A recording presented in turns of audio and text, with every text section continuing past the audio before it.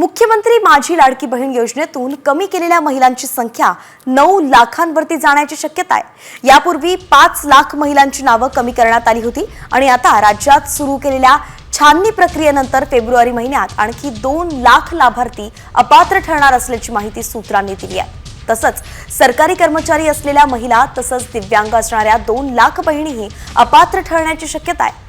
विधानसभा निवडणुकीत लाडकी बहीण योजना ही game changer ठरली होती, मात्र आता निकषामध्ये न बसणाऱ्या बहिणींना वगळण्यात येत आहे। गणेश कवडे आपले प्रतिनिधी आपल्या सोबत जोडले गेले आहेत। गणेश, आपण काय सांगाल, नेमकं सविस्तर अपडेट ही कशी आहे?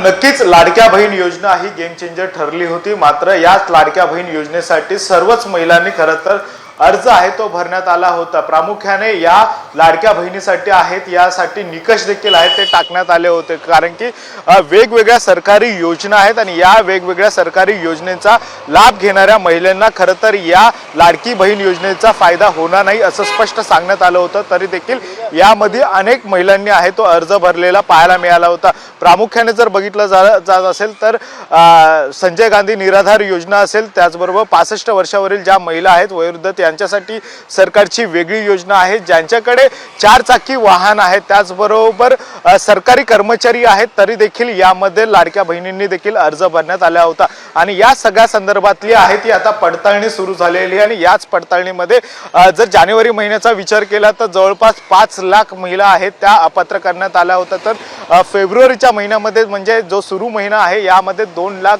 जवळपास महिला आहेत यांना अपात्र करण्यात आलेलं पाहायला मिळतं। तर दुसरीकडे आणखी सरकारी कर्मचारी असेल, दिव्यांग विभाग असेल, ज्या महिला याचा लाभ घेतात याची देखील आहे ती पडताळणी सुरू आहे। त्यामुळे जवळपास नक्कीच गणेश, आपण पाहतोय की पडताळणी सुरू आहे आणि त्यामुळे आता जवळपास 9 लाख लाडक्या बहिणी अपात्र ठरण्याची शक्यता वर्तवली जाते। नेमकं खरंच काय होतं, पडताळणीतून काय समोर येतं, 9 लाख लाडक्या अपात्र ठरणार का, पाहावं लागेल।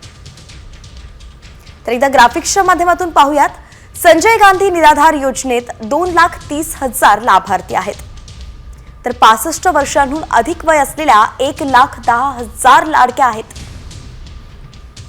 कारधारक नमोशक्ती नाव मागे घेतलेल्यांची संख्या 1,60,000 इतकी आहे आणि फेब्रुवारीत छाननी प्रक्रियेनंतर 2 लाख अपात्र ठरल्याची माहिती आहे।